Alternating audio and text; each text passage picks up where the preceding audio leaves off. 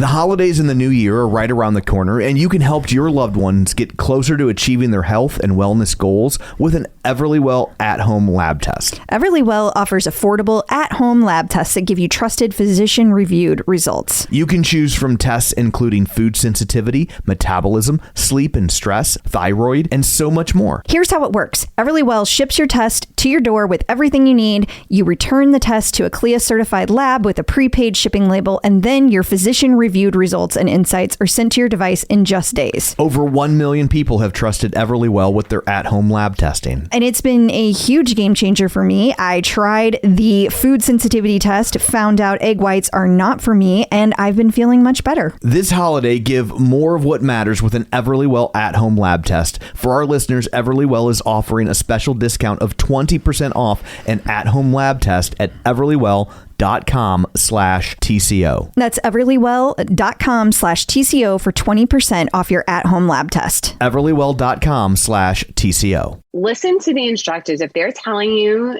you don't have to do exactly what they're saying with the numbers. Like if they're telling you do the numbers you need, listen to them. You know, if Tunde's telling you can drop a weight and you need to, do it. You know, you're challenging yourself, right? No one's here. No one's watching me. So your accountability is yourself. So you do what you have to do for you. Like I said, there's nobody watching. And if you will build up to those 2 weights in one arm, you'll get there. But in the beginning, if you can't do it, it's okay. And just clip in. Like, even if it's 5 minutes, just get on the bike.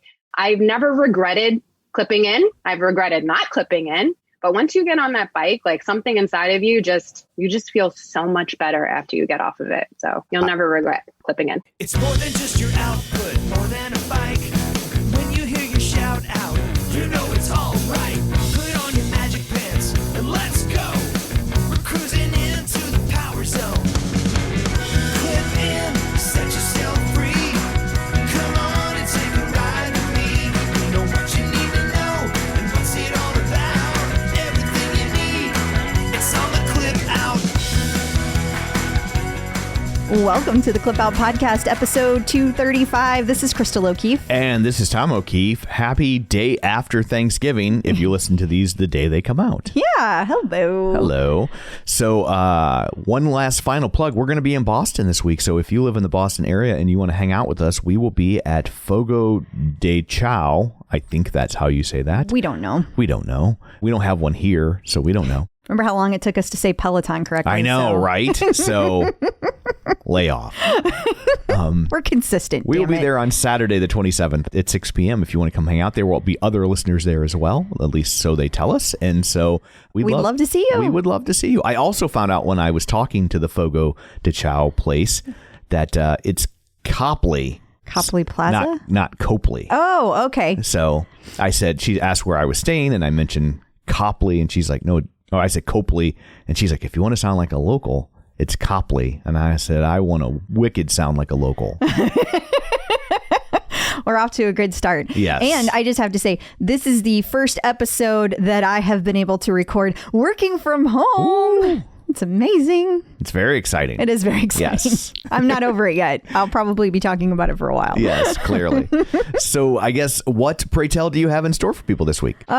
So much. High five debacle. There's going to be talk of the stock market. Not all of us are good at it. Like, I just don't have the hand-eye coordination. Right. And well, you're not on there, so. Oh, okay. Yeah. Oh, I thought you meant actual high fives. Yeah, no. I'm not. Also, we have a visit from Dr. Jen, and she answers a question about how to really push yourself. Then we have tons of in the news for the instructors. We have a visit from Angelo, the top 5 protein snacks after working out. And then in the news from Peloton, not to mention more stock news and competitor news, in case you missed it, information, artist collaborations, and birthdays. We're all over the place. You know, they had the Foo Fighters last week for their artist collaboration, and it's not often that you could do like the Foo Fighters and then the next week do somebody bigger. That's true. That's true. They really like to do this for the holidays because last year they did this for the holidays too. Totally. So before we get to all that, shameless plugs, don't forget we're available on Apple Podcasts, Spotify, Google Podcasts, wherever you find a podcast, you can find us. While you're there, be sure and follow us so you never miss an episode. And if you would be so kind as to leave us a review, that's super helpful. Yes, please. Only cost you a little bit of your time, and it just kind of lets people that come along behind you know that we're worth checking out. Our review this week is from Katie Go 12. Katie, go. Yes. And it says, Peloton is my complete life for the last 4 years. Found this podcast during the COVID shutdown, and more recently, find myself finishing the week's show and looking for more. Crystal and Tom are amazing hosts and love getting all the updates and continuing to learn more about my fitness journey. Leaderboard name, Katie Go 12. So thank you very much, Katie. Yes, thank you. What a nice review. Yeah. Also, go, Katie, go.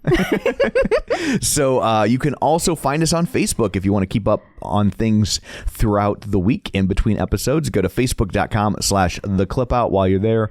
Like the page, join the group, and you can sign up for our newsletter at theclipout.com where you'll have all of the links and things like that sent directly to your inbox in a weekly digest format. And finally, if listening to us isn't enough and you would like to stare at us while we say these things, you can find us on YouTube at youtube.com/theclipout. So, Can I tell them one more thing? I suppose. I just want to let everybody know that we're recording a day early. So we're recording on Tuesday. So if we miss a big story, Right. that's why. Right.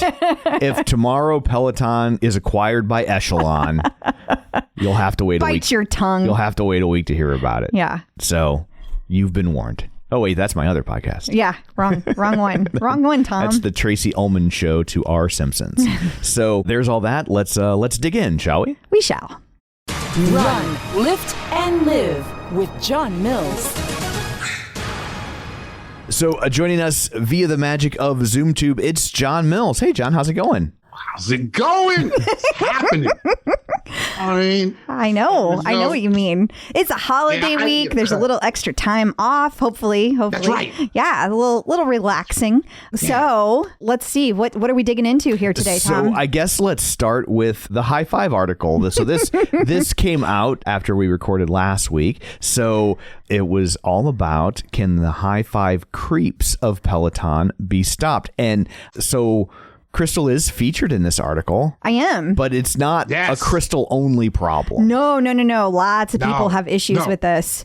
You know, and I just want to say a couple of caveats right off the top so people don't fast forward through this, because I know it ticked a lot of people off. Yeah. One, this is not only harassing women. I know that men have mentioned that they get harassed too. It just happened to be the angle that the person wrote the article on. Yeah. And we recognize that. And two, sending a high five to, even if you send it to every single person on the ride, is not That's what not this harassment. is about. That's not what this article. Right. Or even if you send somebody two high fives, like that's not what this is about. This is, there are people out there that are sending like repeated nonstop high fives to people, and then there are some people that then follow that rider from ride to ride to continue giving them an inordinate number of high fives. Correct. Yeah. And the high fives is a rough thing. I mean, I was on a 20-minute ride the other day, and one individual gave me 21 high fives during that 20-minute ride. No. I mean, that's too many. Yeah. That's too many. That's too many. Like, I am all about, like, John, if I see you on a ride, I am for sure going to high five you. I might even high five you at the beginning, mid, and at the end, you know? But I am not going to high five you 21 times. In fact, I don't even think I'm riding hard enough. If I have enough energy to high five you 21 times in 20 minutes, that's not a good ride. I have this OCD thing where I'm like, I see that little red dot, I see the high five, and I'm like, and I'm just like, so I end up like hitting it, even if I'm in like a push or I'm on a climb. Because it drives you crazy. Like, it's right in the corner of your eye, and it's just like red dot, red dot, red dot. Yeah, it drives me nuts. Like they need to just, I don't know. Here is my issue. I have several issues with it, but I think that Peloton just needs to have a blocking button so that you can just block people that irritate you for whatever reason. I don't think that this should affect people that want to high five. Like, if you want to high five, if I want to high five, whatever, we should be able to do that. But like, if I'm irritating somebody, they should be able to block me and not see my high fives because it ruins the vibe. When you see somebody you can't stand and you have blocked them from every social media site, and then they're in your face high fiving you 20 times in 20 minutes. That's ridiculous. That's ruining a vibe. I mean, Right. So I really think that they need to come up with that. And I don't think that it matters to most people. It's not like most of us are going to have that many people block us, and you don't even need to know about it. Right. It's just on their end. Why can't they just do that? And, if they don't want to go that far, there are a lot of things they could do. They could limit the number of times you can high five a person. Maybe it caps at 5, or maybe there's a point at which it just stops and said, like on Facebook, if you send too many Facebook messages in a short period of time, it says, take a breath, and it won't let you send anymore for a little bit. Like maybe it does that, where it's like, oh, if you sent 35 high fives in 40 seconds, then it's just like, and let's take a pause. Right. Yeah. And there are people that do that. And also, I just don't think that it should be something that Peloton cares about. Like, I know that they want us to send high fives because it's engagement. I like the engagement from people, but a little goes a long way. And I know that you can just hide it, but you can't really hide it. To your point, that stupid red dot is just right there. And it drives me crazy. Yeah. It drives me crazy. Yeah. I see this as just another form of social platform now. It is. Yeah. And so, I mean, there's over 5 million people that could at some time or another be on that leaderboard. And that's the mechanism for interaction now. In any other social platform, you can block people. Yeah. And people have said to me, but on this one, you can't. People have said, oh, well, you could just go private, but going private doesn't do anything.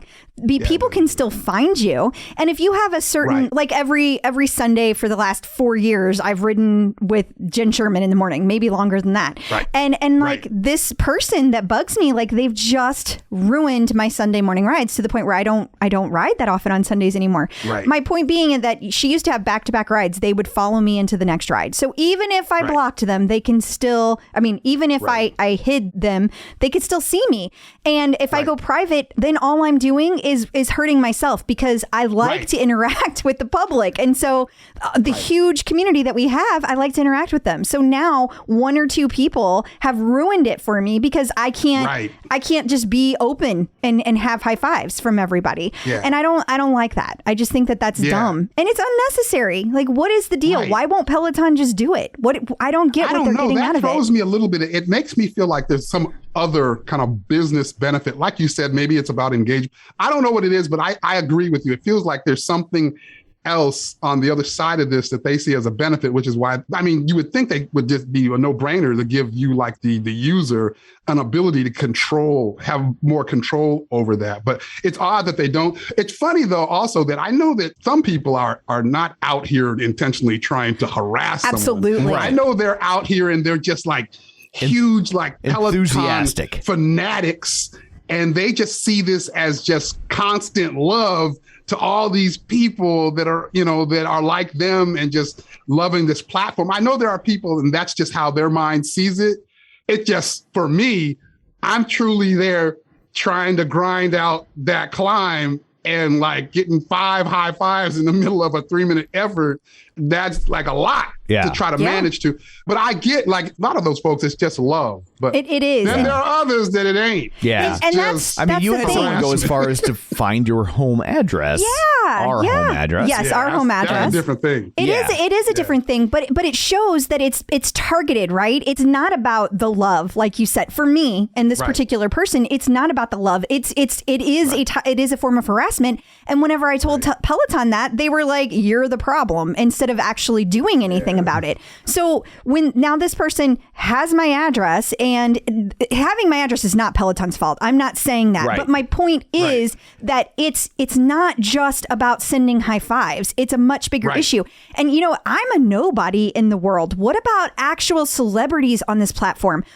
Peloton acts like it's no big deal, but at some point there is going to be a celebrity that has an issue with this. They're going to get found out. They're going to not want to be found out, and they're going to have these creeps doing this to them, and it's going to become a problem. So why don't you think ahead? Why does it have to turn into this big issue before you do something, Peloton? Come Well, you know what's funny? What's funny about this is I was on one of my Saturday evening clubhouses a few weeks ago. Yeah. And we were talking about this topic, and then someone said, we were talking, we brought up a ride, and someone was like, well, I didn't see Erica on that ride. And I was like, oh, she was on it. She was under her ghost account. Then I was like, ooh, I guess I shouldn't have said that. You know, we kind of have like ghost accounts, right? And so then they're like, well, I have a ghost account too. And the next person was like, me too, and me too. I was like, I didn't know everybody did that. Like, there was a time when, you know, a lot of us that have been around a while, you didn't want to separate out your workout history. You want credit for everything. Accounts. You would never do that. You wanted all your credit. But over time, we've come to a place where there's sometimes you don't want all those high fives, or you don't want to be noticed. So Erica's created this ghost account. And so on those days when she's under that, so she might be on the ride, but no one knows. I thought that was a unique thing. It's not. I ended up learning that all these people on my clubhouse, they're all going, I do that too. I do that too. That's funny. For that reason alone, I think Peloton should consider some more controls for the youth. Well, that's interesting. They actually are not incentivized to do that, because now it looks like more people are on the platform than are actually on the platform. Right. Yeah. Than are actually on the platform. That is a good point. But I know Crystal always gets mystified, because like with Tonal, for me, I'm like, I didn't even wasn't even logging in under my actual name for a year and a half. Yeah, and I'm like, that drives me nuts. And I'm just like, I don't care. Like, I'm actually doing it. I don't need the machine to tell me I did it. I can tell by like how much pain I'm in. I get why people would, though. Like, that makes sense. But like, I don't want to have to do that. Totally. Yeah. You know? And I guess we should. In the early days, that would have been like, I'm not doing that. I don't get credit. Now I'm like, I don't care if it's under multiple accounts. Who cares? Yeah. But I should say we should, close out by saying we're not anti-high five. Not at all. Like, we just think that there should be a mechanism in place that like you had a little bit more control over how many are flooding in. I mean, we ultimately think the high five does more good than harm. Absolutely. And let's not forget, the high five was announced on our show. Yeah.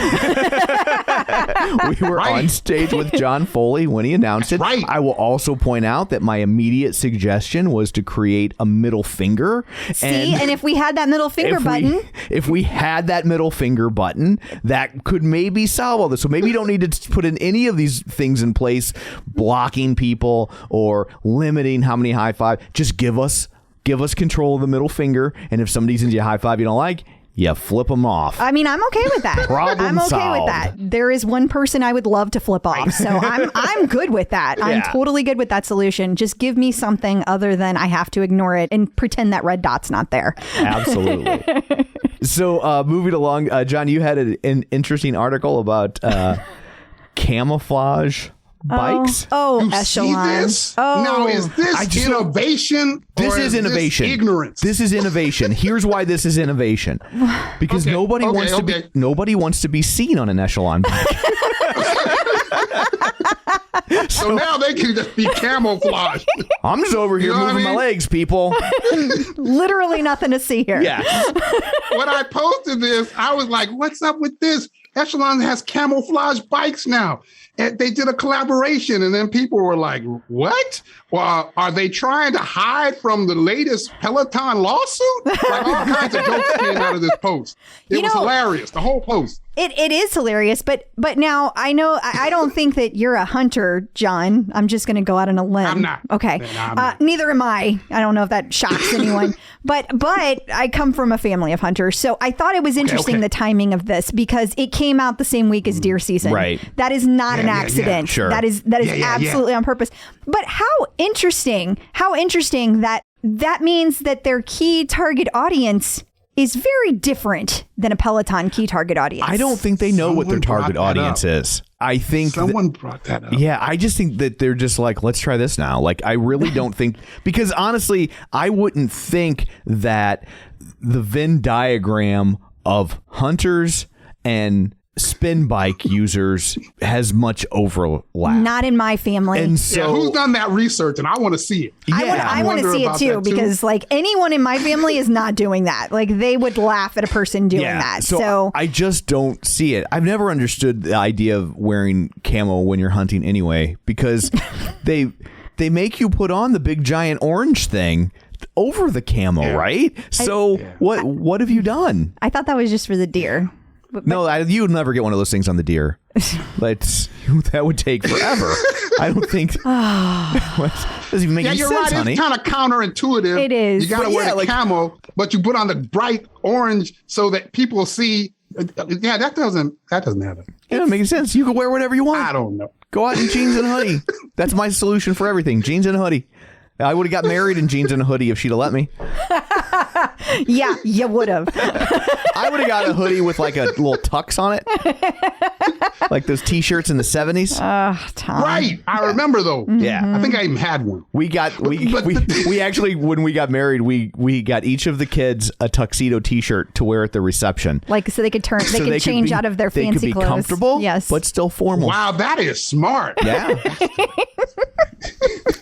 Very forward thinking. I was thinking when they did this, similar to what you said, Chris. Well, I wasn't. Actually, someone in the group was thinking, yeah, could this be aligning to Echelon thinking that Peloton is going after all of these, current state of equity and inclusion, and they're going, well, we're going to go a different direction towards those hunters and people that are more on the conservative side. Yeah, that's kind of a dog whistle. Right, that's what someone else mentioned, and I went, I had never thought of that. Maybe that's what it is. Well, but the more I thought about it, I was like what you said, Tom. I was like, nah, they were just like, hey, let's throw this up in there. Slap camo on it. Let's see what sticks. I don't know. Be careful what you ask for is all I can say. Be careful the kind of people that you attract to your brand. You got to be careful about that. Right. Yeah. Right. I think they were just spitballing. Somebody was just sitting in a meeting one day and nobody was saying nothing.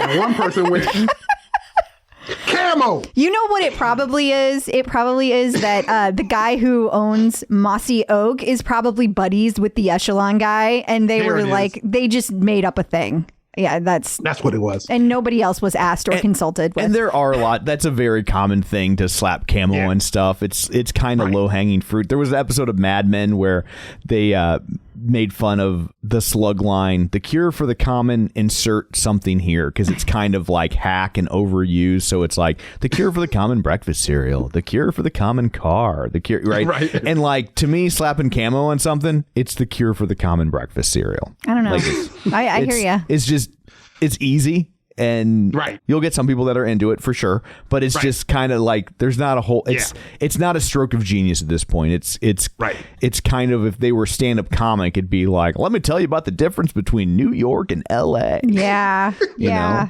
I've seen a lot of interesting kind of plays. That's one. I also saw a Soul Cycle online ad today where they had like a live saxophonist in the class while people were riding.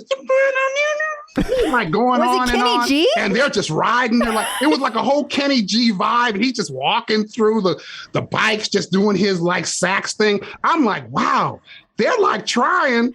Well, at least they're throwing out some. At least they're throwing out some things that are different than what Peloton does. I will give them that. Yeah. I mean, it's not my thing, but at least it's different. It's not a complete copycat. So.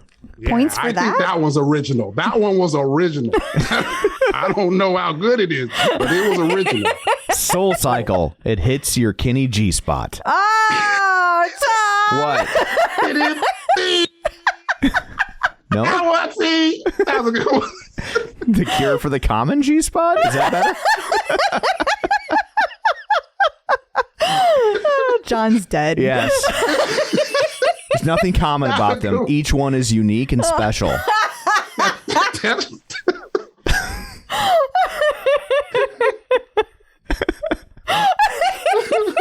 This is too much. This is too much. That's a good one. Well, on that note, maybe we should wrap things up. That might be a good idea. So until next week, John, where can people find you? They can find me, and they can find this post about Kenny G and Soul Cycle in my Facebook group and my Facebook page, Run, Lift, and Live. They can find me on Instagram, where I'm not posting this G spot thing, Run, Lift, and Live. Or they can find me on the TikTok. Or they can find me at runliftandlive.com. Well, thank you so much. I see you guys. Have a great vacation. See you later. Hopefully we'll see you Saturday. Yeah. Happy Thanksgiving. Oh, yeah. I'll see you up there. Awesome. Happy Thanksgiving. Looking forward to it. You too. You know, it's always a struggle to buy the right gift for people at the holidays. There's always people that maybe you don't know that well, or maybe you know really well, but you feel like you're not getting the exact right thing. That's where Uncommon Goods comes in. Yep. And if you haven't finished your holiday shopping yet, don't panic, because Uncommon Goods has the absolute best gifts for everyone in your life. No matter who you are, they're unique and creative gifts, often handmade by independent artists and makers. Uncommon Goods also offers uncommon experiences. You can choose from live online classes in mixology, cooking, flower arranging, embroidery, and more from hand-picked artists and experts. And if you need a specific gift idea, check out the rose petal heart necklace. It is an actual rose petal that is pressed between glass, and it's in the shape of a heart in a gold-plated brass circle. It's beautiful. To get 15% off your next gift, go to uncommongoods.com/clip. That's uncommongoods.com/clip for 15% off. Don't miss out on this limited time offer. Uncommon Goods, we're all out of the ordinary. So we want to welcome a new advertiser to the show, Breathwork, which but it teaches you how to breathe, but I'm breathing right now. Well, yeah, but this is different kind of breathe. This is how to lengthen your exhale and make it longer than your inhale so that it can actually engage your parasympathetic nervous system. I don't think I have any sympathy. but I think you do have parasympathy. I think you do. I do feel bad for all the paras out there. But when you do engage your parasympathetic nervous system, it makes it physiologically impossible to feel stress. What? It's a biohacking tool you can use, and it hijacks your stress response. So you can then use that to your advantage. Okay, then. Did you know that 80% of people breathe incorrectly? I did not know that. And when you do breathe incorrectly, it can cause chronic anxiety, fatigue, and other health problems. And Breathwork is a free app that is scientifically proven to reduce stress, help you fall asleep, wake you up, and improve your mood in 1/10 of the time it takes to meditate, all with your breath. If you'd like to try more, head over to the App Store and check out Breathwork. That's BREATHWRK. And for 40% off Breathwork Premium, go to breathwork.com/TCO. That's BREATHWRK.com/TCO. Getting the psychological edge with Dr. Jen. Joining us once again via the magic of ZoomTube is Dr. Jen Mann, licensed marriage, family, and child therapist and sports psychology consultant. You may know her from VH1's Couples Therapy with Dr. Jen. I love that show. Her VH1's Family Therapy with Dr. Jen, her long-running radio show, The Dr. Jen Show, and she's written 4 best-selling books, including The Relationship Fix, Dr. Jen's 6-Step Guide to Improving Communication, Connection, and Intimacy. It's Dr. Jen. Hello. Hi. Hey! She's still on her bike. Here I am. Oh, well, I identify with this next question. This one comes from Priya Banerjee, and she says she wants to know how to really push herself. She struggles to run a 5K. And I read more into this question. I read into it that, like, she's saying, you know, I do the workouts because I know she does. I see all her workouts. But, like, how do you mentally, I will go hard, you know, and, like, you really grow. You really push to that next level. It's hard to know where that line is, you know? Absolutely. And look, obviously check with your doctor, make sure there's nothing that physical to hold you back. I've got to give that disclaimer. But really, you know, a lot of the Peloton instructors, and Robin in particular, talks about changing your relationship with discomfort. And I think that there's a lot of truth to that, because discomfort is what turns us into better, stronger athletes. And at the same time, you also want to make sure you're not pushing yourself so hard that you're doing damage. And I think that one of the things to really look at is do an evaluation of your workout and really look at, am I giving myself days that are a little easier and a little harder? Am I setting myself for workouts that you're going to push yourself differently on a 20-minute treadmill run than you're going to push yourself on a 60-minute treadmill run? And pacing yourself and figuring out where you can push, and also what pushing means to you. Like right now, all of a sudden I've decided after many years now of Peloton that I'm like, okay, I'm ready to start doing some hills, because before they were hurting my back, but now I'm a lot stronger and I developed those muscles. So I'm doing heels on my 20-minute run, not on my 30-minute run, not on my 45-minute run or any of my long runs. So it's knowing really what your body needs and finding smaller ways to push, and also watching yourself talk when you are on the bike or on the tread or whatever it is you're doing, or lifting. When you find yourself saying like, oh, I'm going to give up or I can't do this, to really stop and say, this is making me stronger, to change that mantra in your head. This is making me stronger. This is making me a better athlete. This is helping me increase my endurance. This is how you become stronger. Those are the kind of mantras that you want to be saying in your head. And at the same time, you also want to respect your body. You want to make sure that you're not pushing so hard that you injure yourself, but finding that balance. And sometimes that means maybe working with a trainer, working with someone who is familiar with Peloton, and maybe having them hang with you while you do a workout, even virtually, so that they can say like, okay, you know what, what's your heart rate right now? You know what, you can push yourself faster or harder, and really getting to know your body in a bigger sense. And also ask yourself, what is it that prevents you from pushing yourself? Are you scared? Are you someone who has been injured or maybe had a childhood illness where you got the impression that you are more fragile than you are? Or is it emotional? Are you afraid of seeing what you're really capable of? Is there a part of you that's holding back because maybe that is scary for you in some way? So I think it's worth exploring not just the physical aspect of it, but the emotional aspect. What holds you back? What is the message you have about yourself that makes you not push yourself? That's powerful. That really is. And now I'm trying to think of why I don't push myself. You do push yourself. Well, I mean, at the moment.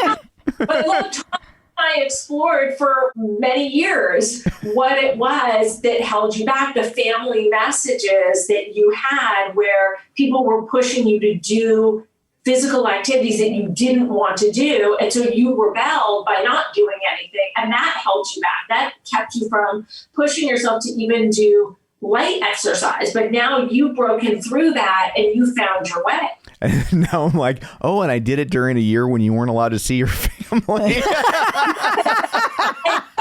No coincidence. That is interesting. Yeah, because it's like really it's just my sister at this point in terms of like blood relatives of who I grew up with, because my parents have passed, but like she was never like that to me. But like, I don't know, it's just, yeah, oh, that's odd.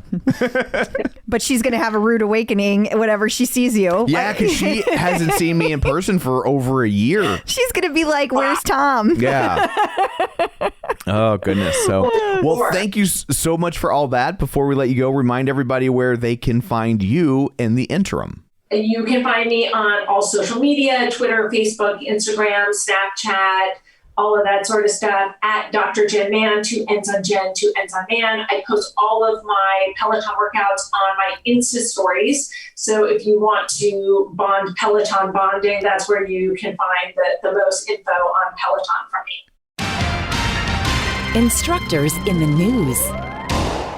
I'm so glad Dancing with the Stars is over. I'm sorry Cody didn't win, but it's super excited for him that he made it to the final episode, right? Like, so he got all the PR he could possibly get out of it. So absolutely. Good for him. But also, all the money. I read that like you get like $250,000 to $350,000 if you make it to the final episode. Well, so like, better. So yeah, I mean that was definitely worth doing from a financial perspective. I know that's probably not the only reason he did it, but sure, totally. But it's certainly not a bad thing. And my guess is like, and I think Cody's doing fine, so I'm not trying to cast aspersions on his income, but of the three, I'm thinking he's probably is the lesser paid. JoJo Siwa's been touring and records and merchandise out the wazoo since she was like 7, and the other guy was in the NBA, which is tons of money. So like, you know, good on him, man. Good on him. Yeah, I just have to say, I was so happy that Cody,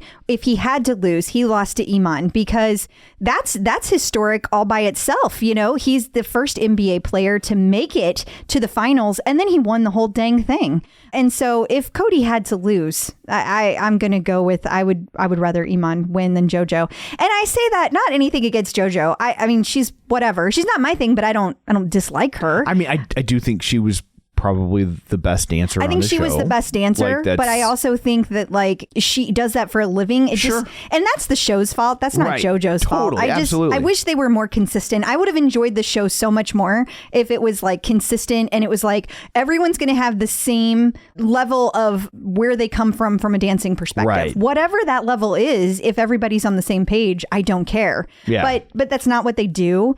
And then like saying that it's a popularity contest and people getting so mad about it. Well, it is a popularity contest because they want people at home to vote. So because they wrap that in with the judges' scores, they're the ones asking for it to be a popularity contest. And so I don't know. I don't really care for the show. None of my criticism has anything to do with the people. Right. But at any rate, it was a historic win because he was the first NBA player. And I do think it's cool that JoJo was the first person to dance with a same-sex partner. Like, I think that's cool and unique. But I think everybody that made it to the finals kind of had their own, they all had a piece of uniqueness. Sure. And I have to say that Cody, when he did his very last dance, which was kind of like a the freestyle one? The freestyle, thank you. That was the best that he has danced all season. I would agree. And I don't know if it was like, because it was the last one, he felt like he could kind of really not have to be concerned and it was less pressure because it's kind of done at that point.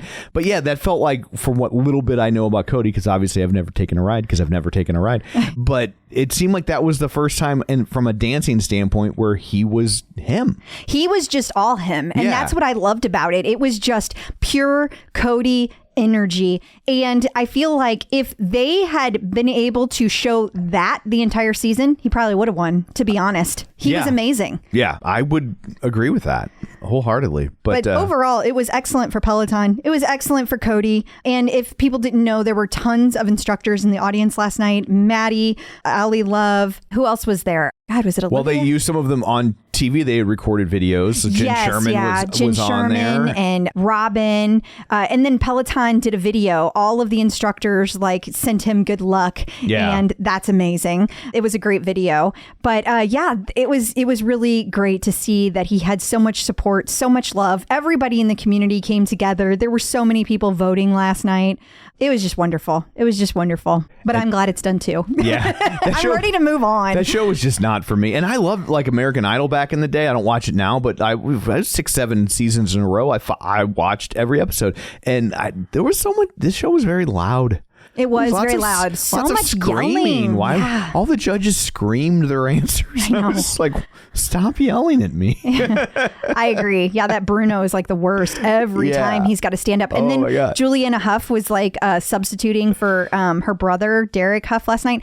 And she and Bruno were like, they were each trying to one up each other with their flamboyancy. And I was just like, can we stop now? Yes. Gosh, it was a lot. It was a lot. So I guess it doesn't matter now, but there was some heat throughout the week because people who did not want Cody to win thought that him having the Peloton muscle behind him was unfair. Right. But it's like, but they all have got muscle. I mean, Iman had the NBA and JoJo has her huge fan base. Not only that, but she totally plugged herself on the music awards the other night. Like, so that's okay? Yeah. I mean, these people. And it is okay. To be clear. It is okay, but my point is, like, one is not okay and one is. Like, that doesn't make sense. But yes, it was fine for her to plug herself. It's no different than us all posting and being like, don't forget to vote for Cody. Totally. But absolutely. Yeah. You use what platforms are afforded to you. And so you're dumb if you don't. So, but at the end of the day, it's a dumb reality show. They're all still rich and famous. They're gonna be okay. And I have to say, I think that's another issue that we talked about this last night that we both have with the show is that when it was like The Voice or what American Idol. Like that was all people that like they were no ones. And this was a real break for them, especially once it became obvious that the show could create stars. Yeah. Right? And so that was life changing. But all these people, because it's Dancing with the Stars, they're coming in with notoriety and fan bases, and they're successful already. And so it's hard to be as It's hard to care as much. It's just one more thing that they're going to do, and then they'll move on to the next thing, and then they'll be on couples therapy or Right. which they need to bring back. Oh my God, yes. That show was so good. But you know what I mean? So it's like the stakes just aren't the same because, when some kid from Idaho gets cut from American Idol, well, his dreams have been dashed. But when somebody gets cut from Dancing with the Stars, they just go back to their soap opera or what have you. Exactly. So it's just not the same. And then I think this is our last Cody story for the week. For the week, not ever. Calm down. Yeah, for sure. Calm down. Cody did an interview with Men's Health, which was really interesting and talking about... Actually, this came from his interview with Kelly Clarkson. Men's Health wrote about it. And they repurposed it. Gotcha. Okay, so he was on Kelly Clarkson talking about how growing up homeless gave him a strong work ethic. And it makes perfect sense. Like, not to compare myself with Cody, but I had some things that happened to me when I was a kid and it really pushed me to work really hard. So Cody took that much further than I did with his amazing career. But like, I get why it does. Like, I totally understand how that can push you in a way that just having kind of everything handed to you doesn't. Yeah. So I have a lot of respect for him being able to do that, take something hard and like, I never want to live like that. And just to be clear, he speaks very highly of his mom. Like this was not a situation where he was an unhappy kid. Right. They just didn't have money, and there were reasons behind that. So if you want to hear the whole story, Tom sends out the newsletter weekly, and he's been doing that like clockwork. I've been pretty good at it lately. You can get that article there. We will be in Boston this week, so that'll be the real test. But but that's the goal. So something people might not know about Peloton is that there are instructors who aren't Cody. And we're going to talk about a few of them now. How about that? Yeah, well, Robin's had a few articles herself. So she's doing I'm thinking she's doing okay. Yeah. Yeah. But this is a great article. I love the message here. It's from Insider, and it's Robin. They put right at the top, Peloton star Robin Arzón says she isn't trying to bounce back to her pre-pregnancy body. That would be like going backward. What a great message. Yeah. And that's where our Peloton instructors are different from other fitness people. Like, they say things that are genuine, that are like unique and genuine to them. And I think that that's amazing. So she's all about moving forward, building her strength, and she looks better than ever. So as far as like, I mean, I don't know that I could say that, but like a lot of people, I think it's wonderful to be able to think of it as like, what's next, not try to get back to where I was. Right. That's just such a good message. Especially because like that's a losing proposition, right? Like you're going to age, male or female. You are. And you're going to age, and at some point you're not going to be able to get quote unquote back to where you were because you're 50, not 20, or you're 70, not 50. And so it's like that's probably a pretty good mindset to break out of. It is. What a great message from Robin. Clip out. So Fight Camp has introduced a bunch of new instructors. They have. So it's like really exciting because it's like you might have already been working out on the platform, but now you get to work out with new people. And that's always fun to kind of broaden that. No matter how much you love the instructors, it's great to add a new one in. So this is a good time to join Fight Camp because they are still growing. If you're ready to start fighting for your fitness goals, the holidays are right around the corner. And this is a great time to make 2022 your best year yet. They have thousands of classes with new workouts added each week. You'll always find something new. You can use filters to explore different workout styles, lengths, trainers, difficulty levels, and so much more. You'll never get bored. And another thing I love about it is they have so many quick workouts. So you can get a fantastic workout in as little as 20 minutes because it is full body and most of the time they're HIIT workouts. So it is really intense, really fast. And the whole family can get involved. Fight Camp is one of the only home workouts that is safe for kids to do because there are no heavy weights or spinning wheels. It's an amazing way for them to get their energy out, learn something new, and share an experience with the whole family. Now is the best time to get your Fight Camp. Take advantage of their holiday deal going on now. If you purchase this December, you'll get an additional pair of gloves for free. Just go to joinfightcamp.com/clip to get an additional pair of gloves for free during December. Go to joinfightcamp.com/clip. That's joinfightcamp.com/clip. Clip out. Welcome back to the show. Angelo from MetPro here to answer your nutrition questions. Hey, how's it going? Hi. Hey guys, great to see you again. It's great to see you too. I am very curious to hear how you answer this one. Okay. Me too. Emily Grinder, excuse me. I was going to say Grinder, but it actually says Emily Gender. She would like to know top 5 snacks for protein post-workout. However, caveat, preferably none processed. Okay. Emily, right? So top 5. Didn't we? We just did a top 5. We did do a top 5. We did. People like the listicles. We can do it again in reverse. Okay. So I'm going to do a little bit of extrapolation here, Emily, and I'm going to say that part of the battle here is not just, okay, what are the 5 best proteins? So if you're talking about absolute consumption, you get into the bodybuilding metrics that, people in competition use and per ratios of calorie to protein intake, and then how fast your body will uptake and utilize that protein. And there's all kinds of arguments for engineered whey protein powders. And then some people that want a slower release will do, blended protein powders. And then if you're going to go to Whole Foods, you can go to liquid egg whites, and you have all these sort of things. With all that said, I'm going to assume that wasn't your question. I'm going to assume what you're looking for is a measure of practicality. So let's pretend she's a regular person. A regular person.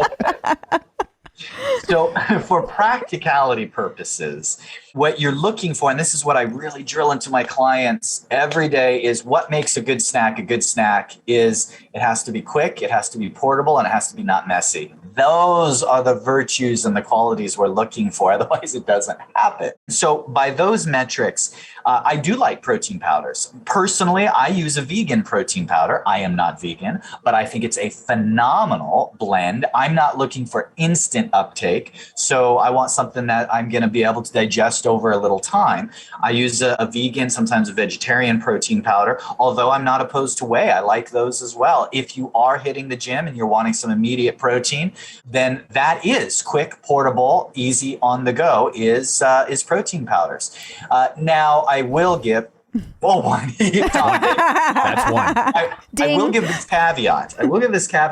A lot of people are still, because for years it's that the anabolic window, an hour after you work out, that has been largely disproven in its efficacy. Now, eating protein never is a bad thing, but before any of my clients adds a post-workout protein, my first question is, are you already eating consistently a minimum of 4 meals a day, if not 5? And here's how that breaks down. At least breakfast, lunch, snack, and dinner. If not, breakfast, snack, lunch, snack, dinner. Because having those in place on a daily basis as part of your routine is going to be more meaningful in your workout recovery, in reaching your goals, whether it's athletic, muscular development, or fat loss, than any post-workout recovery or protein will. So make sure those are in place first, because then you'll always have a post-workout meal or protein coming around the horn, no matter what time of day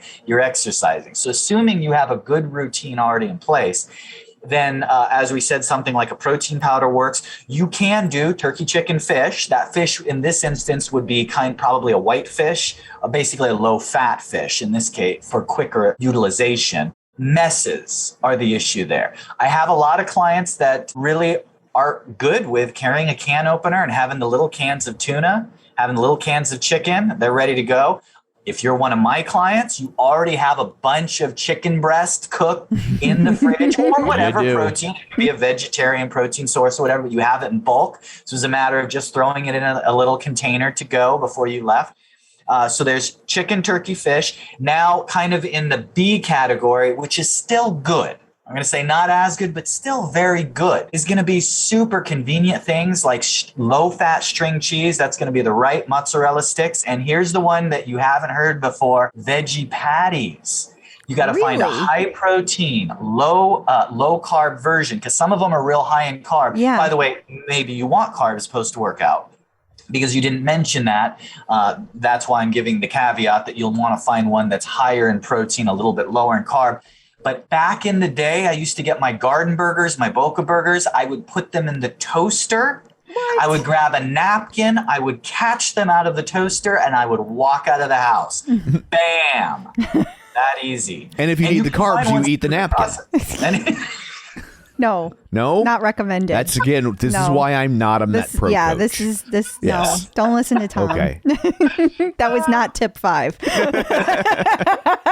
Don't eat the napkin. Reserve that for very dire circumstances. All right, so there's our 5 options. Was that 5? I thought it was 4. The napkin makes 5. The napkin made 5. Hey, we got whey protein. We got vegan protein. We got chicken, turkey, fish, string cheese, veggie patties. I'm an overachiever. Come on, guys. Yeah, that was more than 5. You kind of lumped the chicken and chicken, the turkey, fish was like one thing. Yeah, you were like... Yeah. So, okay, yes. You did more than 5. We'll allow it. Okay. We'll allow it. Just Emily's head is spinning. She's like, yeah, thanks. I got what I needed to this part. She can't talk right now because her mouth is full of napkin. So if people want advice like this, but not napkin advice. Not the napkin part. Yes. Go to metpro.co/TCO. Wonderful. Thank you. Thank you. Thanks, guys. Peloton in the news. So Little Tykes, I always thought it was Little Tykes, but apparently there are T's in there. There are. Little Tykes made it a Peloton-like bike for kids, and child development experts are losing their shit. I don't even understand this. Okay, so in case you missed it, I mean, this bike has been out for a while. Yeah, I was going to say that too. I'm like, we've been seeing versions of this for years. We have, and this one specifically came out last year. Yeah. But there had been another version out. It wasn't Little Tykes; it was somebody else. Sure. But it's a stationary bike, and they're saying like this is bad because kids can't go out and explore. What the hell? Who is letting a 4-year-old go out and explore their neighborhood? Yeah, like Little Tykes is for, I don't know if you. It says 3 to 7. It's for tykes who are of the little variety. I mean, it literally says it's children ages 3 to 7. Right. So like, it's not designed for like a 12-year-old. Right. And it is, in my mind, in this day and age, it is completely inappropriate, at least where we live, to let a 3-year-old or a 4-year-old run around the neighborhood at will. Like, I would never do that. No. So I can't believe that is what the experts are saying. Like, it's just not a good idea. They need to roam their neighborhood on foot or on bike the way we did. Yeah. What? It's like, and they need to take candy from strangers. Yeah. It's the only way they'll ever learn to tell the good ones from the bad ones. I mean, this is the craziest thing. It's just like the fact, I don't know. I've never seen anything like this. I feel like they had to go out of their way to find people that took this position just so they could write the article. And put Peloton in the name? Yeah, because it's like the person they get, Roberta Golenkoff, a University of Delaware professor. Who studies child development. Here's her quote. It just feels so bogus to me. And it doesn't feel like something that kids will use a lot. Like, that's the quote. This is from a professor. It feels so bogus. Like, and she doesn't even teach at University of California, which I would then allow for. But this is part of their cultural heritage. I don't want to judge. But I'm just like, that's your quote to CNN? It feels bogus. Well, there's also Lenore Skenazy. Kids want to be part of the real world. A stationary bike doesn't prepare them for anything but moving their legs in a circular motion. I beg to differ. What? So next, let me just say, we probably ought to ban those little kitchens that you know they have, right. And then like the little tiny lawnmowers that blow bubbles. All that shit needs to go. All of it. And also, kids want to be part of the real world. Spoken like someone who doesn't have a kid. They just. They don't care. They just want to. They want to stare at a screen. I'm not saying we should let them. No, but like they want to be like their parents, and that's what parents are doing. That's why people are using these bikes, because they can literally sit next to you while you're on the bike, and they're doing their thing, and they feel grown up like mom and dad. Yeah. That's a great thing. I totally disagree with this article. What's bogus is this article. Yes. So GQ. Has a review. It's GQ Australia, GQ.au, which at first I thought meant gold. Because that's a little periodic table joke out there for you non-nerds. I only remember that AU means gold because of a mnemonic created on an episode of Facts of Life. We're going deep. We're going deep. Okay, you got me. Natalie was teaching Blair. No. Tootie was teaching Natalie how to remember it. And she was like, you remember it like if someone has your gold watch and they stole your gold watch, what would you say? Hey, you, come back with my gold watch. And now you will never remember it, thanks to a Catskill comedian who was moonlighting as a writer for Facts of Life. Wow. Anyway, back to the review. Okay, well, thanks. So they talk about it's an amazing product, but will it take off in Australia? I think it already has. I think so too. That's their best market outside of America, right? Like it was the fastest growing. Yeah. Like they said that compared to the other countries that they've grown in, that it's like ahead of that curve in Australia. So, I mean, I don't know if it's technically the fastest growing, but if you compare side by side, right, then it is. So for the same time frames. So yeah, I guess we will see what happens. You know, if there's anybody else, we've interviewed an Australian and we have some Australian listeners. So I would love to hear your thoughts on it. If you want to reach out to us, I like to listen. I like to talk to people who actually use the products, you know, absolutely, not just an article. So if anybody is interested in speaking about that, please reach out to me at clipoutcrystal.com. Oh, wait, I didn't say that right at all. clipoutcrystal@gmail.com. It's like half of an email address. Peloton stock ticker. So CMC Markets asks the question, can Peloton's share price really bounce back? And I think that it's not about whether it can bounce back. It's about whether it can be as fit as it needs to be in the current day. Well, that's good. You can never get back to where you were. Don't go backwards. Don't go backwards. Well, that's good that you feel that way, Tom, because we're down to $42 today.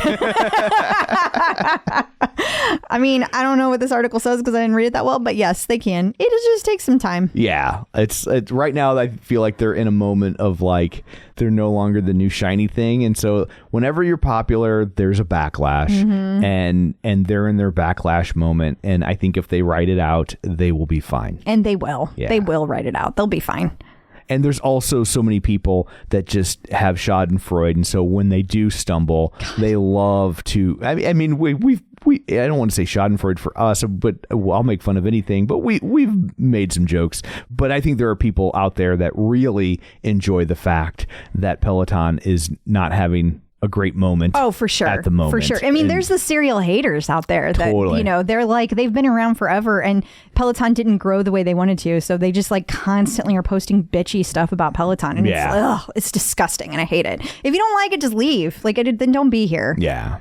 You know, everybody's got that person on their holiday shopping list that's super hard to buy for, and that's where Uncommon Goods comes in. UncommonGoods.com has the absolute best gifts for everyone in your life. We're talking moms, dads, teens, in-laws, besties, your one and only, they got it. Uncommon Goods has unique and creative gifts, often handmade by independent artists and makers. So skip the gifts that scream last minute and find something truly original at UncommonGoods.com. Here is one of my favorite items. I actually bought these last year and I will be buying again. Cookie House Mug Buddies. They are adorable, tiny little gingerbread houses that you can place on the edge of your mug. So cute. They were a big hit. Yes. Uncommon Goods looks for products that are high quality, unique, and often handmade or made in the U.S. They have the most meaningful, out of the ordinary gifts anywhere. They also offer uncommon experiences. Choose from live online classes in mixology, cooking, flower arranging, embroidery, and more from hand-picked artists and experts. To get 15% off your next gift, go to uncommongoods.com/clip. That's uncommongoods.com/clip for 15% off. Don't miss out on this limited time offer. Uncommon Goods, we're all out of the ordinary. For many of us, stress is just a regular feature of daily life. And when it gets more intense in a short time, cough, cough, the holidays, stress can trigger physical reactions like dramatically increased hair shedding and thinning. And what's wild about that is people usually lose about 50% of their total hair before they even notice an increase in shedding. But now there's a way to stop stress-related hair loss in its tracks and spark new, stronger growth. Pros specializes in custom hair care, and now they also make custom hair supplements that help reduce excess shedding and spark fuller, thicker hair growth with just 2 capsules a day. So first you take your online consultation. Once you do that, Prose is going to help you customize your supplements to address all the factors that could be triggering your hair issues, like age, hormonal changes, stress levels, diet, and more. Prose supplements use only natural, clean, safe ingredients, not drugs or hormone disruptors. All formulas are toxicologist approved, gluten-free, and vegan. Try your own custom hair supplements and you'll get 15% off. Get yours at prose.com/TCO. That's prose.com/TCO for your free in-depth hair consultation and 15% off custom hair supplements. Checking out the competition. So NordicTrack has created a kerfluffle of sorts by, I guess their machines are now atheists. They've shut down God mode. Yeah, so if you don't know what that is, God mode allows you to watch things like Netflix on your treadmill. Now, Peloton has long been on record of not allowing this. Yes, there are hacks to get around it. Right. I know that. You void your warranty, but you get to watch Netflix. Hooray. Right. But that's not the tack that NordicTrack took. See, right. They've always allowed it. And in fact, they even had how-to manuals right on their website that explained how to access it. But all of a sudden, now they've stopped. It's no longer allowed. They have blocked the access to it. And that's really interesting because there are people that chose NordicTrack specifically because they could watch things like Netflix on their treadmill. I always thought it was smart that Peloton does not allow people to access things like Netflix. I also think it's smart that NordicTrack did. Because it's a differentiator? It's a differentiator. And I think, especially on treadmills, there's a lot of people that they're used to going to the gym and watching the news or whatever's on the screen. Like that's all those gyms have TVs showing you different shows to watch, right? That's a very common way to interact with your treadmill, especially.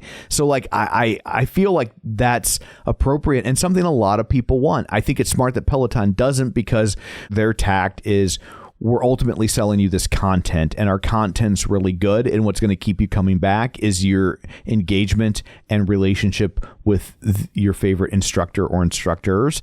And I think NordicTrack's trying to follow that model, but I don't think that they figured out that maybe their content needs to be better before they do that. Well, even if their content is amazing, it's not going to matter because people chose it specifically for that reason. So, so like there are people that get irritated with that about Peloton, and I've never understood it because you're going to spend all that money on a treadmill. Why would you not want to pay for the amazing content that we have?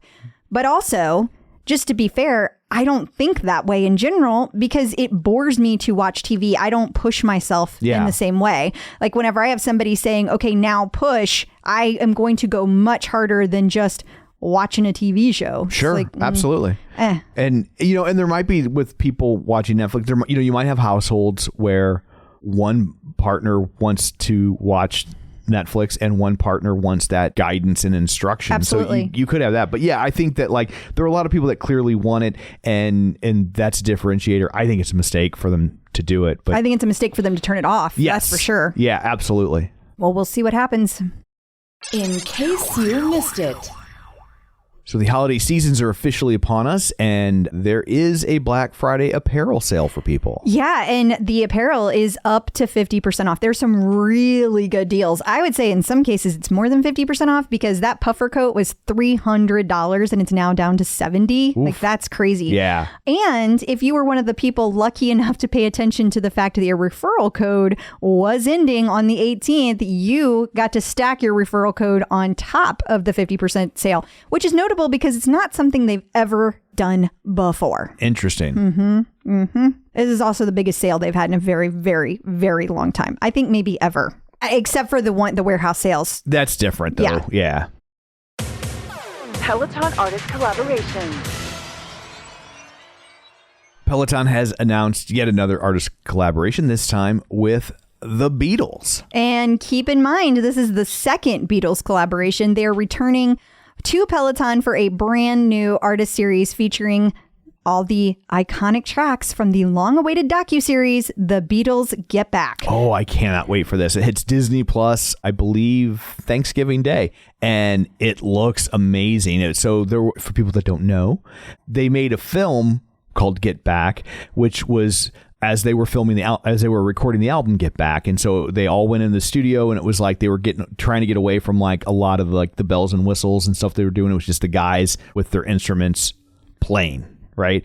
And it's kind of the demise of the band. And so there's all this footage, and they made a movie that the Beatles weren't super happy with. And so Peter Jackson, the guy who directed Lord of the Rings and the Kong reboot and other things like that, he's gone through all this footage, and it's like, I think it ends up being like a 9 or 10 hours documentary of their recording sessions. And this is the one that ends with the famous rooftop concert, which was, I believe, the last time they played live together. So it was. And it's all been remastered for HD, and the trailers and stuff that I've seen, it looks like it was filmed today. Well, it's crazy. It's also interesting because yet again we have artist and Disney and Peloton. So it's another collaboration with Disney and an artist. I love the cover. I love how they show the two different kind of versions of Peloton. I'm sure that's on two different versions of the Beatles, and I'm sure that's on the docuseries. Well, so that's an album cover. So they have two greatest hits that they put out that were double albums. One was red, one was blue. And the red one was them in that apartment or hotel looking over the balcony like that. What appears to be, I'd guess, 1965-ish. And then the other one is like 1969-ish. And so those two different greatest hits covered the different eras. Okay. And so they used this iconic photo of them in the same place, in the same poses, but 4 years apart, looking very different. I love it. So so if you're a Beatles fan, you are very, very familiar with those photos. Well, it's just in time for the docuseries because all the classes start November 27th. Enjoy. Peloton birthdays.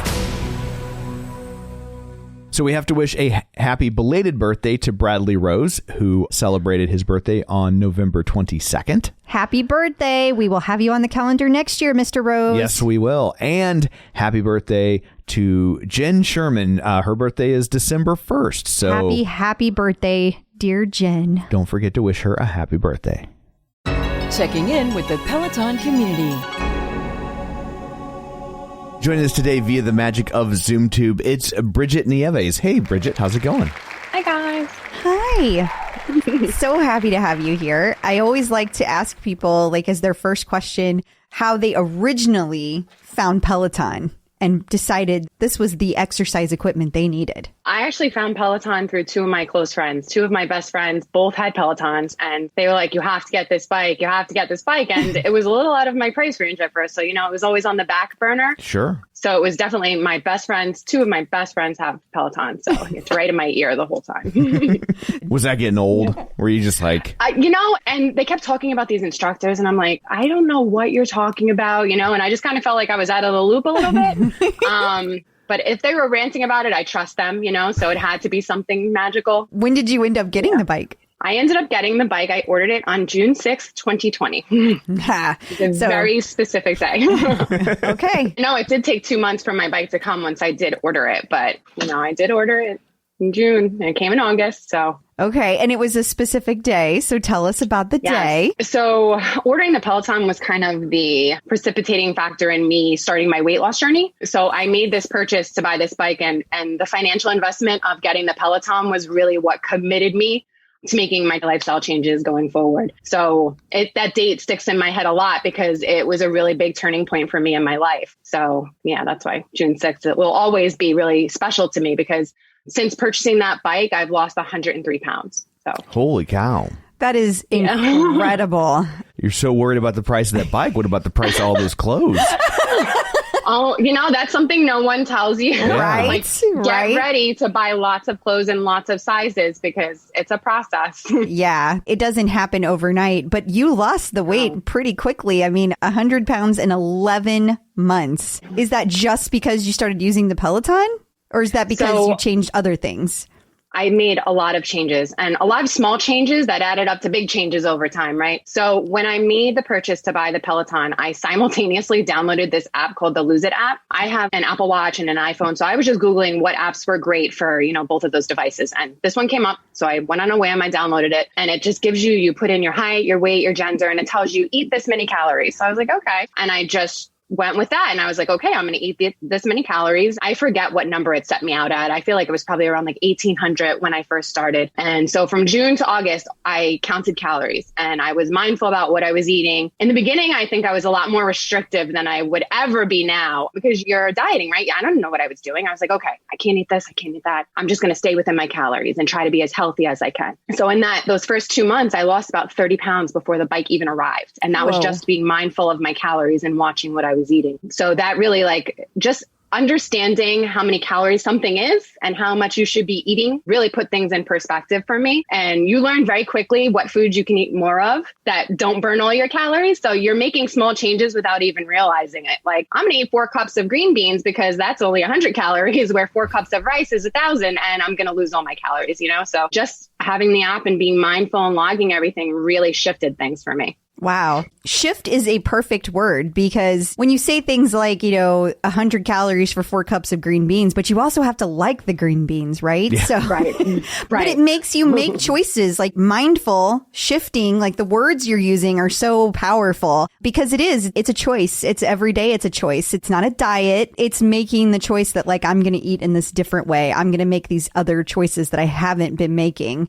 So were you just able to stick with those changes and you never looked back? Or did you have moments where you were like, oh, this is not working. I need to change this over here. Or how did that go? Absolutely. I think every day I'm making changes and I'm shifting and I'm finding new things that work for me. But I think the motivating factor for me going on this journey was in 2020, that was a scary time, right? We're in the middle of the pandemic and I was morbidly obese. And when you're turning on the news, all you're seeing is risk factors for COVID-19, obesity. And I was terrified. I have 2 small children. At that time, my kids were 3 and 1. So all I kept thinking was, if I don't lose this weight and I get COVID, I'm going to die and my kids are not going to have their mother. And that was frightening. It was probably the biggest wake up call I've ever had in my life. So I think that in the back of my head has been the biggest motivating factor for me in all of this. So, making changes for what I'm eating is minuscule compared to the sacrifice that I need to do to be here for my kids. So if I have to, find 2 green vegetables that I like and eat those vegetables, I'm going to do that because my kids need me. And just to go back to your question, I'm constantly adjusting and constantly making choices that work for me, right? Because this is, like you said, it's not a diet. This is my life. I'm making sustainable changes to the way I look at food, to the foods I'm eating that are going to be lifelong changes. So I'm not going to tell myself I can't have this and I'm not going to have this. I'm going to find a way to still have those things, stay within my calories and still make smarter choices. Yeah, that makes total sense. It does. I was thinking, I relate, but in the inverse, when you were like, if I don't make these changes, my kids aren't going to have their mother. I'm like, if I don't make these changes, my kids are going to have their mother. And so that's my driving motivation. Lucky kid. Yeah. You got to do what you got to do. So what was the hardest thing to walk away from for you? Or maybe a more positive way to phrase it is, what's the thing that you choose on the days you decide to splurge?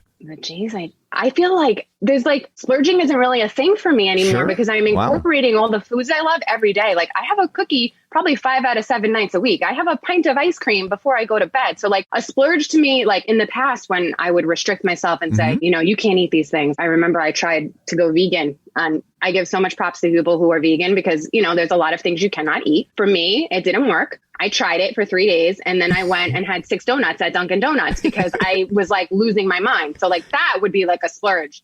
Whereas now, I'd say a splurge would be my birthday and I'm just going to eat maintenance that day. I'm still mindful of absolutely everything I'm eating. I'm logging it. I'm not saying, I'm not going to have that or I'm not going to think about it. Everything is getting logged and it's accountable for. But I just think the way I think about food is so different now that those words are just not the same anymore. Well, that's awesome. It is. Yeah. That is. And that's that bodes awesome. well long term, I guess. And what they didn't mean it to be a test, but you passed, I guess. Pass. Yeah. Pass. I wasn't trying to. I wasn't going to be no wrong answer.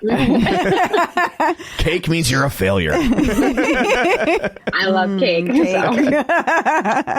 So before you made these changes, were you working out at all? Like, what did life look like before? No, I had a 3-year-old and a 1-year-old. My day is just consistently momming. And we were in the middle of the pandemic. So I was pretty much indoors for all of that time, just taking care of my kids. The most exercise would be, we would go on like a walk around the block maybe. And that was far and few between because I was always so tired. Like I would do maybe, like a quarter of a mile and be like, okay, guys, mommy has to come back because I'm winded.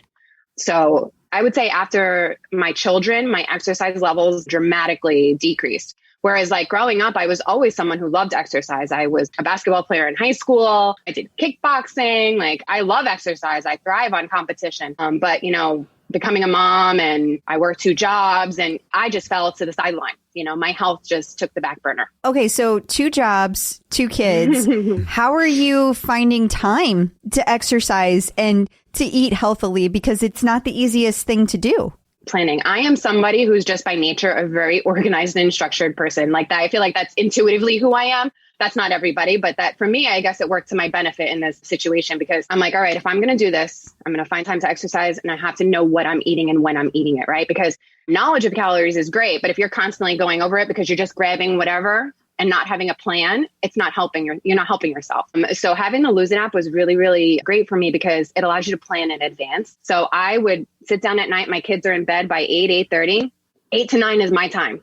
So that I'm planning my meals for the next day. I'm on my Peloton. I'm taking care of whatever I need to take care of. In the beginning, that looked like me planning 3 days out because I needed to have that safety blanket of knowing that I'm not going to go over my calories these next 3 days because I have everything planned from, breakfast, lunch, dinner, and my snack is all organized. And it's all things I like to eat. So I know I'm going to look forward to eating those things. And then 8 to 9 is my time to get on that bike and take care of my mental health, my work on me on that bike. So just really designating that time to planning for my food and exercise was really instrumental for me. And then going to watch whatever I want on Netflix after, so like...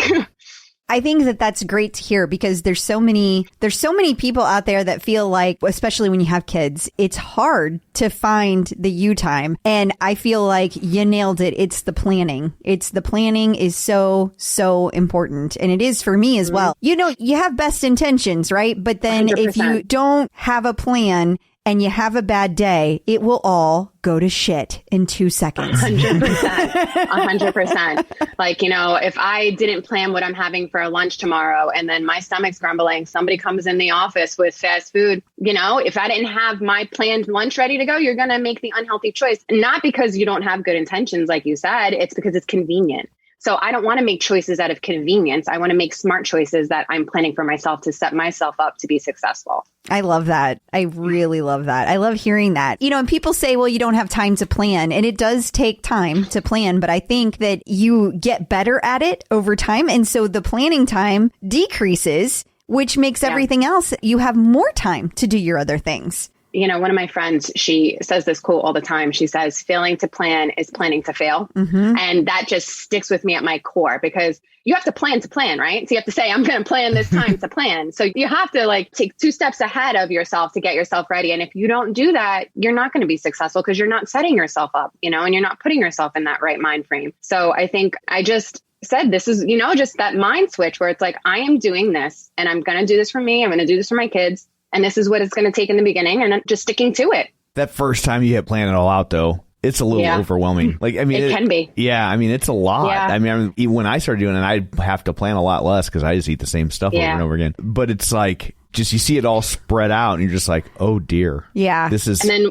with calorie counting, they're like, you have to weigh and measure everything. Right. Like you can't just use measuring scoop. And I'm like, no, you get that scale out. And like you said, when it's in the beginning, it can be daunting because it's like every single item you're planning for and you're weighing and you're measuring. So what I would do is I would do bulk meals. So I would go to like Skinny Taste and I would make something off of her recipe and then have that for 4 days and weigh out each portion. So it's like I have the total calories for the whole meal and then weigh out each portion so they're even. And then that's how I would do it because like you said, it can be just so overwhelming when you're like, I don't even know where to begin. So taking other recipes and breaking it down for yourself can help a lot too. Do you ever have days where you're just like, I don't want to plan. I'm tired. Stop. Yes. What do you do? Yes.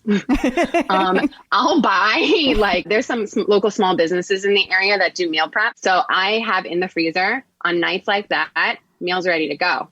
So that's like my backup plan, my plan B. So I'll just pull out a meal that I have. Hummus Fit is meal prep service that I really like in the area. So I'll have a hummus meal in my freezer and I'll pull out one of my hummus meals and I'm good to go. So it's like, if I don't want to plan for tomorrow, a lot of these meal prep services, they'll do like oats, which I love, overnight oats. They have oats, they have muffins, you name it. So quick, easy, grab and go. So it takes the thought out of it too. So that's my backup plan. In case of emergency, break class. Yes, I have emergency dinners and they have the nutrition information. So it's like, it tells me how many calories, everything ready to go. I don't have to think about it. That's fantastic. Oh, yeah. My planning heart is so happy right now. Like you speak to my planning heart. Now, you were featured in an article. So tell us about that. How did that come to be? Okay. So like I said, I use the Lose It app. So they have a public relations rep who reached out to me through social media. And they said, we have this journalist. We pitched them your story and they would love to do a written piece on you. And I was like, what? Like people care about what I have to say. Like, it was just like, it was crazy. So I was like, absolutely. I would love to. And that I had a Zoom interview with her, kind of similar to how we're doing the podcast right now. And the article just kind of took off. And I was trending on Apple News. I was number 4 on Apple News in the country. Like, it was just mind blowing. I bet. How crazy. I just, like, people are texting me screenshots of their top news stories. And it's like, we're, mom's 3-step plan to weight loss. I was like, oh my God. Like, and I feel like that article has just really opened a lot of doors for me too. I have some things that are in the works that I can't really talk about yet, but like a lot of exciting things are happening from that interview. So it's just really great. And I'm just happy that that article has really helped a lot of people too. Like a lot of women and men have reached out to me and said, like, what you're doing is what I want to do. Like, you're not restricting yourself. You're still eating the food you love and you're maintaining your weight loss. And like, how do I do this? And just glad that it's showing people that you can still lose weight and eat the food you love. Like you don't have to give up things that, because food, we have these relationships with food, right? Sure, they bring us joy and you don't have to give up that joy to have a thinner body or a healthier body, Yeah. It's so important. You have to change the amount of it that you eat. 100%. And maybe not only I'm not eat that. Right. 100%. Like, and a lot of that's too, like on my Instagram page, like they see the fun stuff. I'm eating veggies all day, every day. I'm eating my roasted peppers but you're going to see the picture of the cookie because that's more fun, right? And you see that I'm still enjoying things that I love, but I'm not eating a cookie for breakfast, lunch, and dinner. I have my 300 calories that I allot every single day to some sort of sweet treat because that's what I need to keep me dedicated to this. So. Yeah. Pictures of lima beans, statistically speaking, don't get much engagement on the gram. They're not exciting. Lima beans don't do well in the limelight. You two are like a match made in heaven.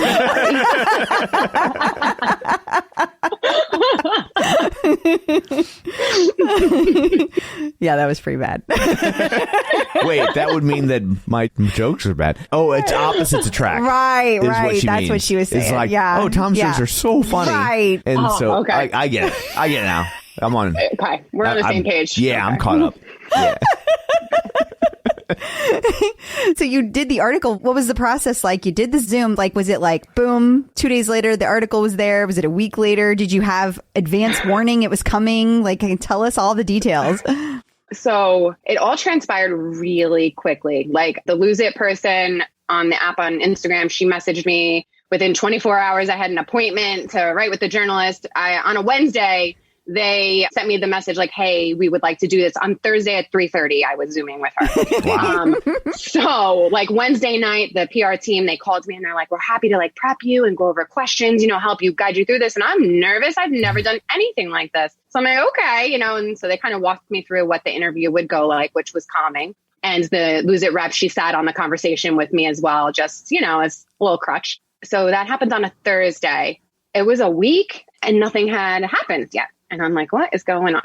So the journalist, she had told me she would send me a rough draft of the article before it went live to make sure I was comfortable with everything that she was writing, because it is such a personal story. Sure. Which I greatly appreciated, because, I'm being extremely vulnerable, and I am a very private person, which you would not know if you follow me on my Instagram, because, you see like all my most vulnerable feelings about my weight loss and my weight loss journey. But just exposing myself and putting your most insecure feelings about yourself out there, I'm just really grateful that she allowed me to just make sure I was comfortable with that. So I would say maybe a week went by, and then I revised, the article she sent out, made sure it was good to go. So that was like on a Saturday. And then Monday night, all of a sudden I started getting a lot of followers on Instagram. And I'm like, what is going on? And I'm like looking at my numbers, and it's like every time I opens my app, it's like 25 new friends, 100 new friends. I'm like, so my husband, I'm like, what is going on right now? And then I got an email from Lose It, like, your story's live. And I'm like, okay, makes sense. My social media is going crazy.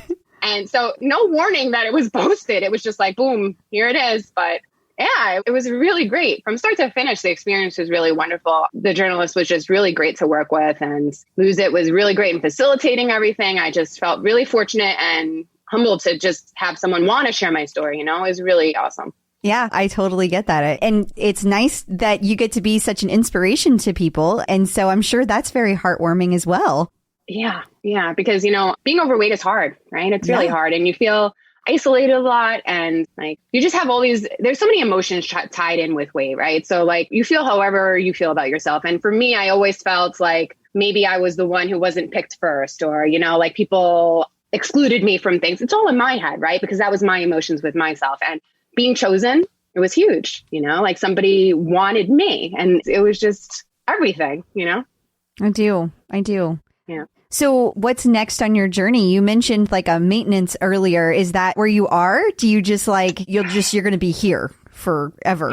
I don't know. I always had a number in my head, right? I think everybody does when they start their weight loss journey. And I always had 150 in my head, and I'm 161 right now. And I feel really good. Like my clothes fit, I feel good. When I look in the mirror, I see myself now. So I don't know, I've been maintaining because I just enjoy food, right? So if I can maintain and eat a little more food and be happy and healthy, sure, I'm good. But then, I see a lot of, there's things in my head that I want to do. There's Summer Shredding does this weight loss division. It's a bodybuilding transformation group. And I've had my eye on that. And I'm like, wow, what if I did that next? What if that was my next step? If I just tried to get myself as strong as I could and show women, you can change everything and put it all out there. And I think that that's something I'm really thinking about right now. I don't know if I'm going to do it, but that's in my back burner. I don't know. I definitely want to help people going forward. So I'm going to maybe start coaching, lots of things. That's awesome. That's awesome. So many exciting things. That's great. Yeah.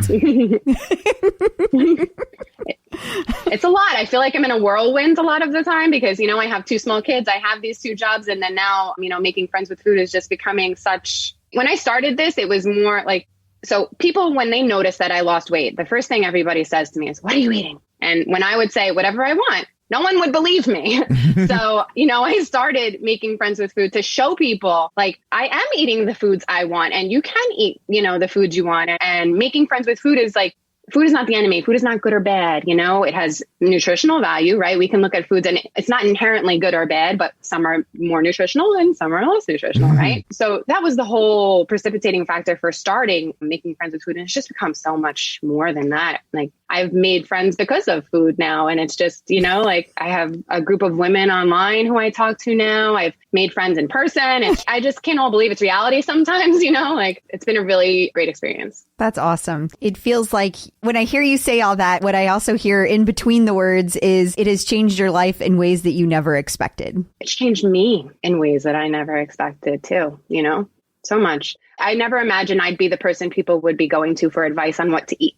I struggled with my weight my whole life. I remember being called plump at 8 years old, it's just, and it's not I've done it and I've kept it off, it's not I feel like prior to this, I probably lost and gained the same 20 pounds over and over and over again. But the way that I made the changes this time, they're sustainable. And it's just something that I've been able to maintain and shift my life with. And it's just, yeah. That's awesome. Crazy. Yeah, it's just crazy. So what is your leaderboard name if people would like to find you there? So my leaderboard name is Reston Spinface. That's a good name. It is. Yeah. I've always been told I have RBF. So I did a little play on that. Yeah.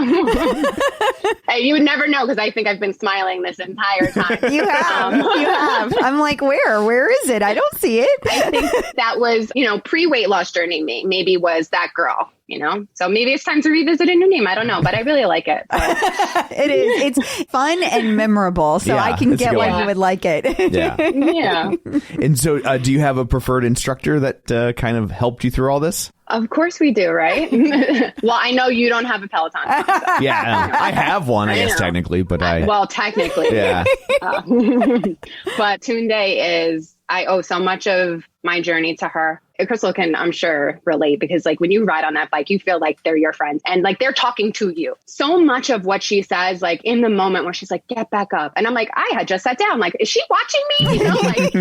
It's just she just has this ability to speak to your soul. She is getting through to me when I am on that bike, and she pushes me in ways that I never thought possible. And she's just been, and I know she had her own weight loss journey, and I feel like she's just such a relatable person for me. And she's so powerful and beautiful and smart, and I really admire her. And if I'm on that bike, it's 99% of the time it's with a Tunde class. And if it's not Tunde and I need something fun and flirty, it's Cody. So.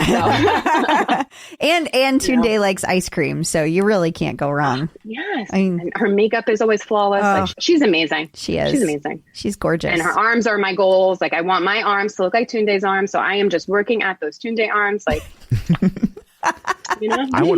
want my arms to look like Tunde. You're incredible. I am doing 45-minute intervals in arms mostly every night because I am trying to get Tunde arms.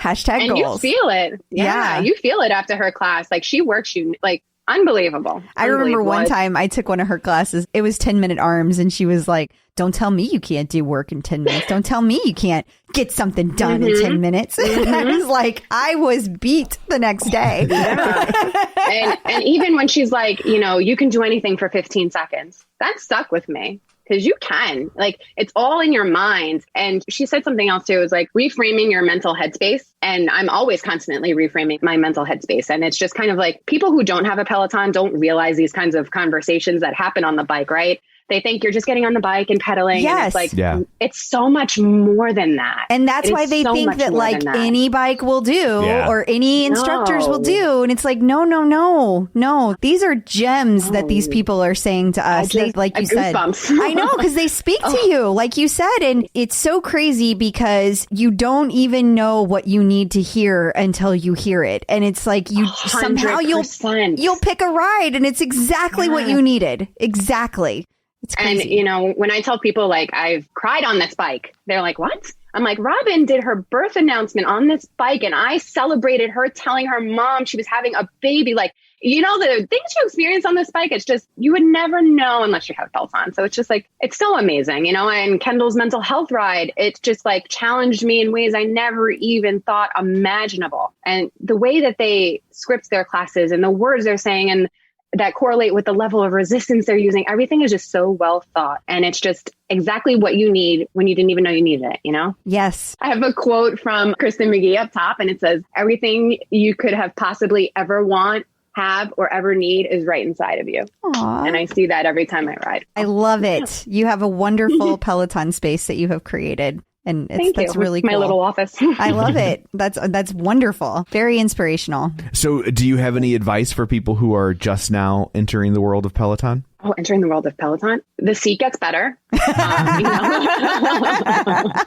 a good one. I remember when I bought my Peloton, my two friends who own the bike, I'm like, no one told me I would not be able to sit after riding this bike. It is some kind of pain you never knew imaginable, but somehow they both said, you will get used to it. You will get used to it. You do. I promise. If you do it long enough, your seat gets better. And I mean that in both senses of the word. True. Yeah. It's true. It's true. It is true. Yeah, the seat gets better. And just listen to the instructors. If they're telling you you don't have to do exactly what they're saying with the numbers. If they're telling you do the numbers you need, listen to them. If Tunde's telling you can drop a weight and you need to, do it. You know, you're challenging yourself, right? No one's here. No one's watching me. So your accountability is yourself. So you do what you have to do for you. Like I said, there's nobody watching. And if you will build up to those 2 weights in one arm, you'll get there. But in the beginning, if you can't do it, it's okay. And just clip in. Like, even if it's 5 minutes, just get on the bike. I've never regretted clipping in. I've regretted not clipping in. But once you get on that bike, like, something inside of you just feel so much better after you get off of it. So you'll never regret clipping in. I was worried for a second that you're going to say, I've never regretted clipping in, but I regret clipping out. And I was going to be offended. I was like, oh dear. That would have been a terrible play of words right there. Yeah. I was like, good thing you said that at the end of the interview. She's not coming back. Well, that was a one-time interview. Oh, that's never going to air. We get an email from her in March. Whatever happened? I didn't mean it. Well, thank you so much for taking time out of your day to join us. Before we let you go, remind everybody where they can find you in all the places. I'm assuming you would like to be found because you've talked about it. Yeah, of course. Of course. So you can find me at Making Friends with Food on Instagram. And I also just started a website. It's makingfriendswithfood.net. You can find me in both of those places. That's wonderful. Awesome. Excited to see what you've got up your sleeve for the future, too. So keep us in the loop. Keep us in the loop. Okay. You can come back and tell everybody, give a little update. I'd love to. So I guess that brings this episode to a close. Until next week, where can people find you? People can find me on Facebook at facebook.com/Crystal D. O'Keefe. They can find me on Instagram, Twitter, The Bike, and of course, The Tread at Clip Out Crystal. And you can find me on Twitter at Roger Kubert or on Facebook at facebook.com/Tom O'Keefe. Find the show online, facebook.com/The Clip Out. While you're there, like the page, join the group, and of course, don't forget our newsletter at theclipout.com. So that's it for this one. Thanks for tuning in. And until next time, keep pedaling And running.